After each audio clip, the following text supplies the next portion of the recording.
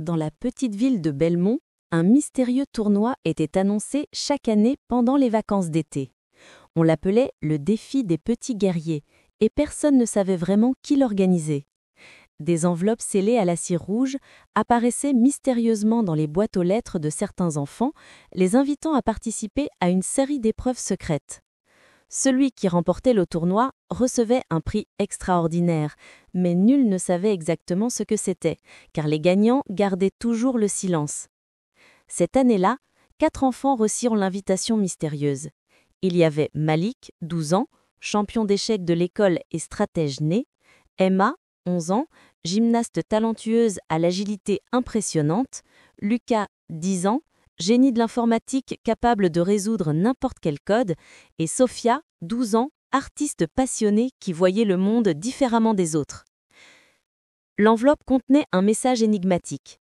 Le véritable guerrier ne combat pas avec la force, mais avec le cœur et l'esprit. Rendez-vous au vieux manoir abandonné samedi à minuit.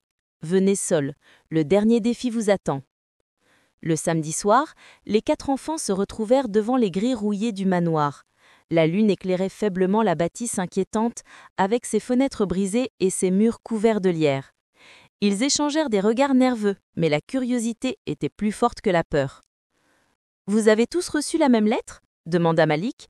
Les autres hochaient la tête. « Étrange, d'habitude il n'y a qu'un seul invité par tournoi.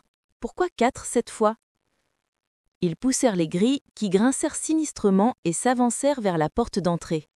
Celle-ci s'ouvrit toute seule à leur approche, révélant un hall immense illuminé par des centaines de bougies.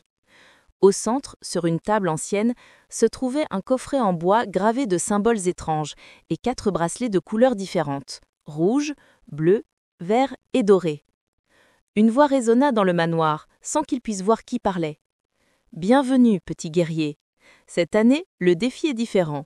Vous ne vous affronterez pas les uns contre les autres. Vous devrez travailler ensemble pour résoudre les énigmes que je vous ai préparées. Chaque bracelet représente une compétence unique. Vous aurez besoin des 4 pour réussir. » Les enfants se regardèrent surpris. Malik prit le bracelet rouge, Emma le bleu, Lucas le vert et Sophia le doré. Dès qu'ils les mirent à leurs poignets, les bracelets brillèrent faiblement. « Votre première épreuve commence maintenant, » continua la voix. « Dans ce manoir se cachent 4 clés. Chaque clé ouvrira une porte vers la prochaine épreuve. Mais attention, les clés sont protégées par des défis qui correspondent à vos forces respectives. Vous avez jusqu'à l'aube. » Les lumières du hall s'éteignirent brusquement, ne laissant que la lueur de leurs bracelets pour les guider. Malik prit naturellement le rôle de leader. « D'accord, séparons-nous pour chercher les clés, mais restons en contact. » Emma secoua la tête. « Non, la voix a dit que nous devions travailler ensemble. Je pense que c'est un piège de nous séparer. » Ils décidèrent donc d'explorer le manoir en groupe. La première pièce qu'ils découvrirent était une immense bibliothèque. Les étagères montaient jusqu'au plafond et des milliers de livres recouvraient les murs. Au centre de la pièce, un échiquier géant était posé sur le sol, avec des pièces aussi grandes qu'eux.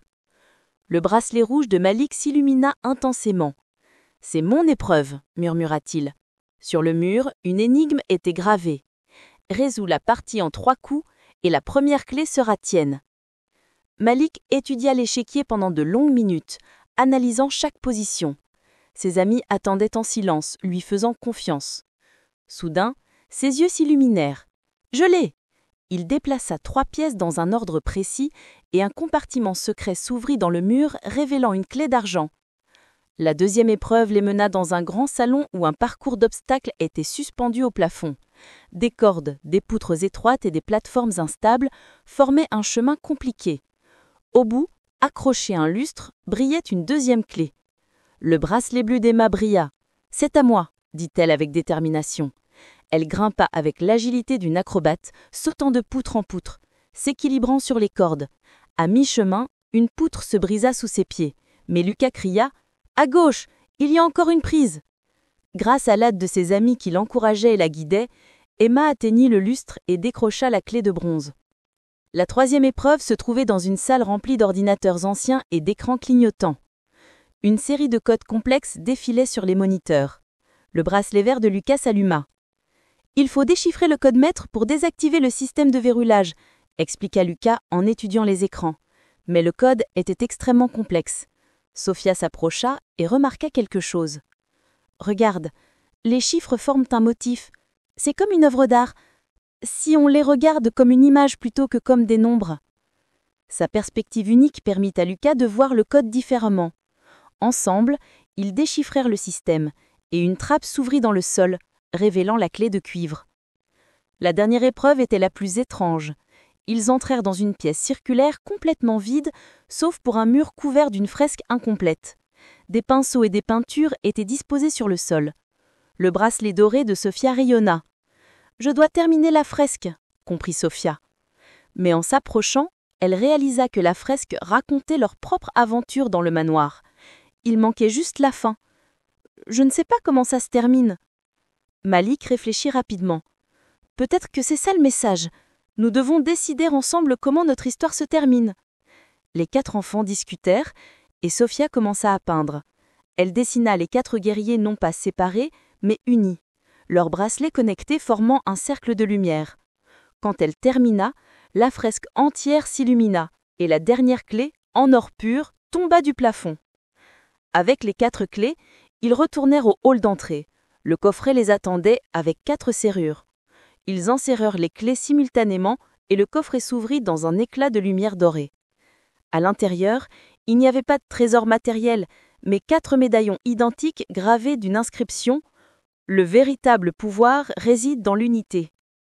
La voix mystérieuse résonna une dernière fois. « Félicitations, petits guerriers, vous avez compris la leçon la plus importante. Seuls, vous êtes forts dans vos domaines, mais ensemble, vous êtes invincibles. Ce tournoi n'avait jamais été une compétition. C'était un test pour trouver des enfants capables de comprendre que la vraie force vient de l'amitié et de la coopération. » Une silhouette apparut dans les ombres. C'était Monsieur Dupont, le vieux bibliothécaire du village, que tout le monde croyait simple et discret. « J'organise ce tournoi depuis 30 ans, expliqua-t-il avec un sourire. Je cherche des enfants exceptionnels, non pas pour leur talent individuel, mais pour leur capacité à travailler ensemble.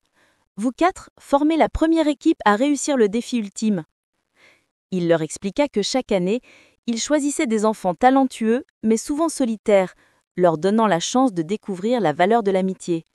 Les anciens gagnants gardaient le secret, car cette leçon devait être vécue, non pas racontée. En sortant du manoir alors que l'aube pointait, Malik, Emma, Lucas et Sophia n'étaient plus qu'4 étrangers, mais une équipe soudée. Ils avaient découvert que leurs différences n'étaient pas des obstacles, mais des forces complémentaires. Le défi des petits guerriers leur avait enseigné que dans la vie, les plus grands défis ne se surmontent pas seuls, mais ensemble. Et cette leçon valait plus que n'importe quel trésor. Leurs bracelets brillaient encore faiblement à leurs poignets, rappel permanent de cette nuit extraordinaire et de l'amitié qui en était née.